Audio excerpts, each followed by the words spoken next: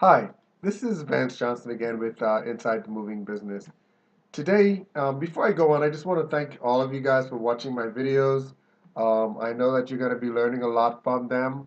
So in advance, I'm just going to tell you thank you very much. Thank you for the likes. Don't forget to subscribe to the YouTube channel and share with your friends. And don't forget to purchase our book, Inside the Moving Business. It's on Amazon, and according to my emails, hopefully we should get it out in Barnes& and Noble very soon. Today, what we're going to talk about is the estimates, and the two most important things to understand for your interstate move are the type of estimates offered and the mover's liability in the event of loss or damages.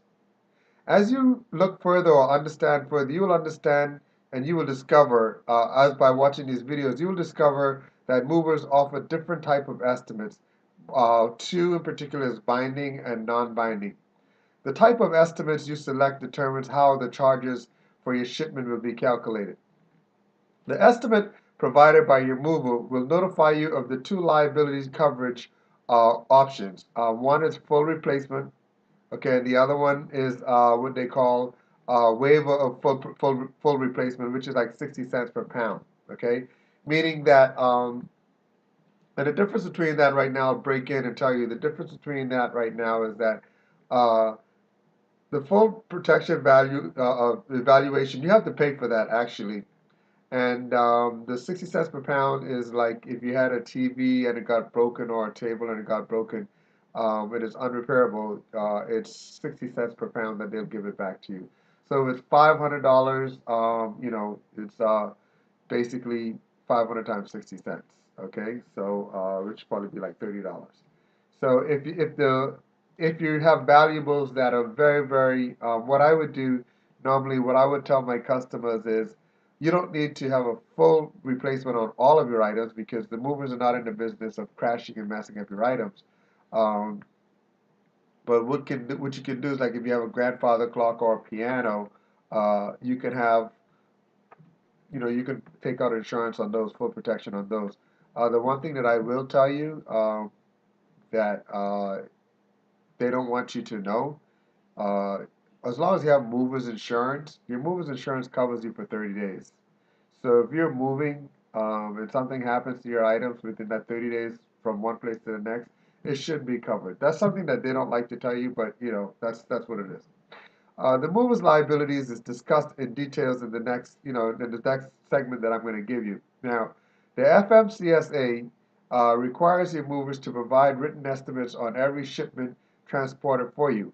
Your mover's verbal quote of charges is not an official estimate since it is not in writing.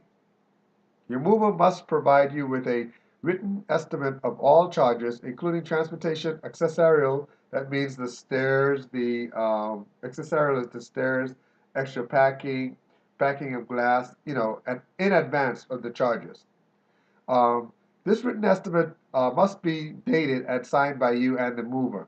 The estimate provided to you by your mover will include a statement notifying you of two options of liability coverage for your shipment, which is a full replacement value protection and a waiver of full replacement value protection, which will release your items to 60 cents per pound. That's what we were talking about a little while ago. Now, if you're moving from a location with about 50 miles radius of your mover or your agent or your broker or place of business, the estimate must be based on physical survey of your household goods unless you waive this requirement in writing before your shipment is loaded. Now, uh, this is something here that sort of catches you up from time to time in the moving business. Um, if you can afford an on-site, or if you rather have an on-site, that is fine. However, an on-site is basically based on the person taking the information. There have been on-sites that have been just as bad as a telephone estimate, and there's been on-sites that have went just as good as a telephone estimate. A lot of the times, clients tend to go with companies that are not going to give them good estimates over the phone because they want to give them a cheap price and the clients want a cheap move. The same thing with on-site. The guy can walk up to your house, he sees a Bentley, and he charges you according to your Bentley, when if it was over the phone, you could have gotten it at a better rate. But that's something up to you. Okay, again, like I said in previous videos, you would know the broker and the carrier that you're picking based on the complaints. Every carrier has at least one or two or three complaints. Now, if they have 10 complaints in a year, something's wrong. Okay? So just be aware of those things. Now, please be aware that a household goods broker may only provide an estimate on behalf if it has a written agreement with the mover's use and the mover's published tariff. Now, you and your mover may agree to change an estimate of charges based on changed circumstances, but only before your shipment is loaded. Your mover may not change an estimate after loading their shipment.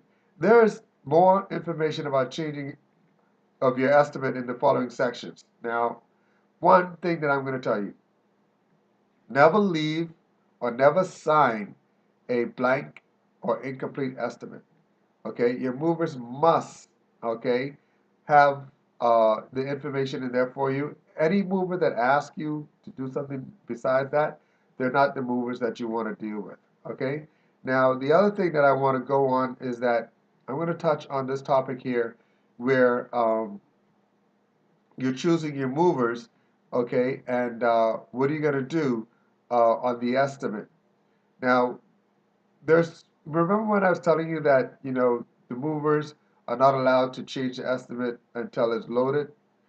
Okay, those are things that you have to look out for, and that is why you must give the carrier or the broker who's taking your inventory as much information as possible. And you also have to be honest with the mover, and the mover has to be honest with you. There's been times when the movers show up to the house that I know of personally, where there's a piano or a grandfather clock or a hot tub that the client didn't tell the mover about, and that causes an extra $500 or $1,000. And you may say, well, why it cost that much? Well, in the business, the movers, in order for them to make money, they're going from one state to the next and they're actually picking up different loads. And if they come to your house and he's only got 25% allocated for you, so if he comes to your house and he picks up, he comes to your house for 5,000 pounds and he ends up picking up 8,000 pounds. Well, that's 3,000 pounds over. That just shortchanged him on another move. So that's why sometimes they go ahead and they charge you more for that.